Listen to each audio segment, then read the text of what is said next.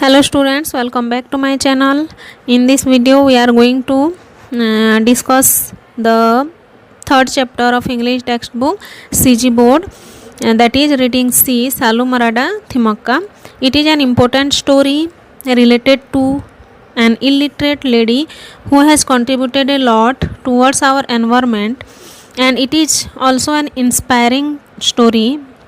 It inspire you, okay, to contribute yourself, to contribute your time on planting trees, planting the saplings, and how we can contribute our time towards our environment, towards protecting our environment.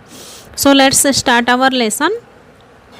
Salu Marada Thimmakka, an environmentalist, is one of the well-known personalities of Karnataka. Saalumarada Thimmakka, an environmentalist मतलब क्या होता है हिंदी में?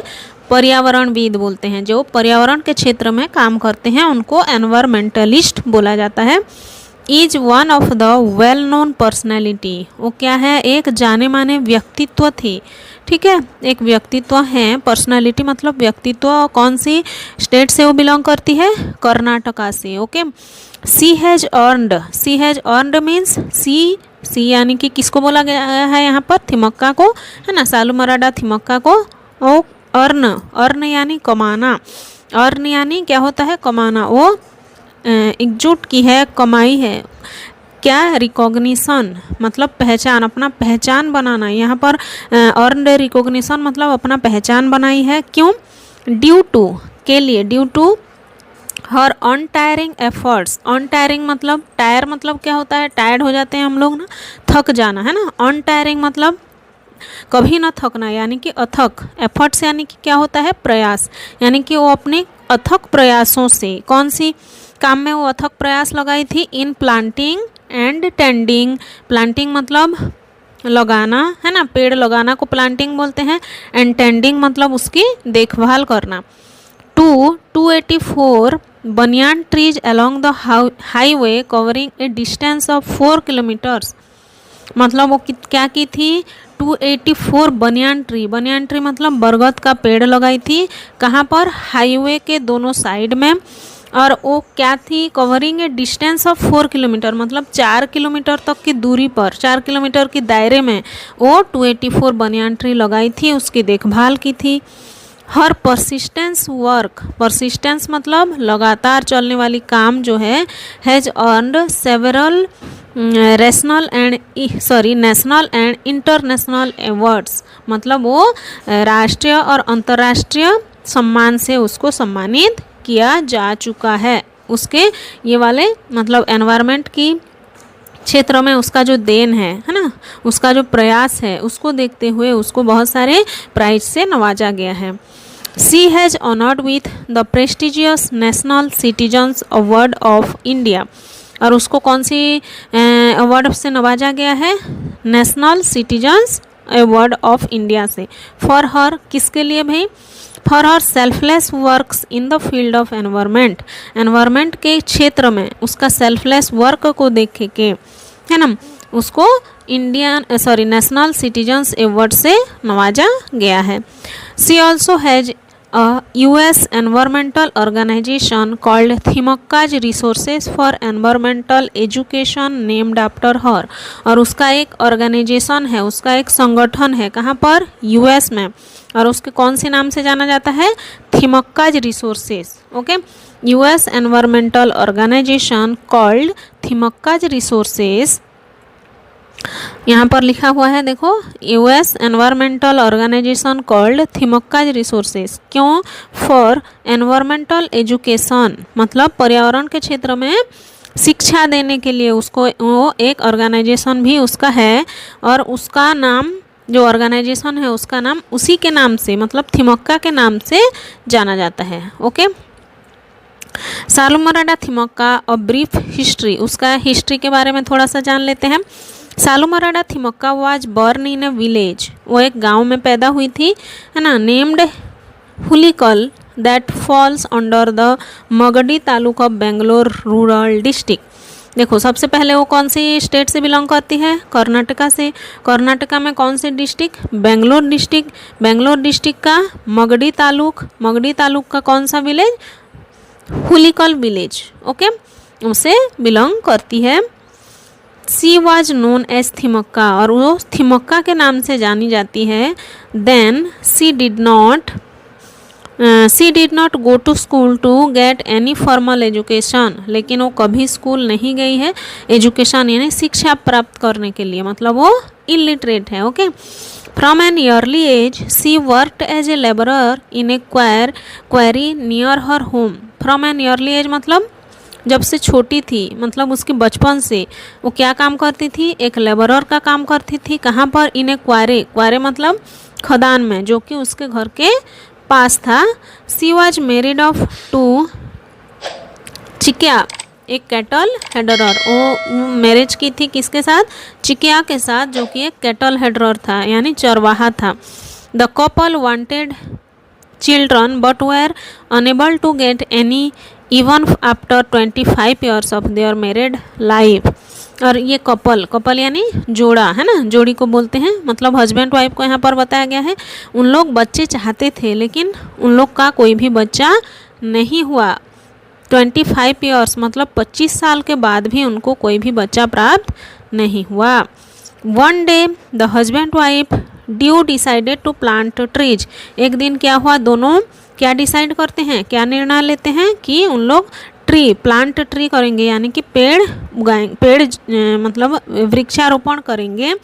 To overcome the sadness and empty feeling of their lives. क्यों भाई, ऐसा क्यों सोचा उन्होंने, क्योंकि उनके बच्चे नहीं थे और उनके जीवन में खालीपन था, है ना। वो खालीपन से उभरने के लिए, उनके उदासीनता से उभरने के लिए उन लोग वृक्षारोपण करने का डिसीजन लिया, okay. That was around 50 years ago. From there started a journey of untiring love and selfless service of an ordinary couple towards an extraordinary mission. A mission to raise as many trees as possible with love and care and as their own children. मतलब that was around 50 years ago, और ये कब की बात है, ये 50 साल पहले की बात है। फ्रॉम देयर दे स्टार्टेड मतलब वहाँ से उन लोग स्टार्ट किए, है ना। उनके बच्चे नहीं हुए, है ना, शादी के 25 साल बाद भी उनका कोई बच्चा नहीं हुआ, इसलिए उन्होंने क्या सोचा कि चलो हम लोग ट्री प्लांटेशन करते हैं, वृक्षारोपण करते हैं, ठीक है। तो वहाँ से उनका जर्नी जो है स्टार्ट हो जाता है, ओके। और उन्होंने ऐसा प्लांट लगाते हैं, मतलब प्लांट बस लगा के छोड़ देना ऐसा नहीं, उनके जैसे अपने बच्चों के जैसे उन्होंने अपना वो प्लांट का देखभाल करते थे। Her journey to become Salumarada Thimokka. Thimokka and her husband decided to plant trees along the roadside and they selected the road to the next village, Kudur, to fulfill their plans. Thimokka और उसके husband ने decide किए, क्या decide किए, to plant trees यानी कि पेड़ लगाने का डिसाइड किए। कहाँ पर लगाएंगे, अलोंग द रोड साइड यानी कि रोड के दो तरफ लगाएंगे उन लोग। दे सिलेक्टेड द रोड, और वो कौन सा रोड होगा, टू द नेक्स्ट विलेज मतलब दूसरे विलेज जो कि कुडूर है उसका नाम, अपना विलेज से एक कुडूर नाम का विलेज तक उन लोगों ने अपना प्लान को फुलफिल करने का सोचा। This particular road was one that did not have a single tree and caused immense hardship to the travelers on the dry hot days।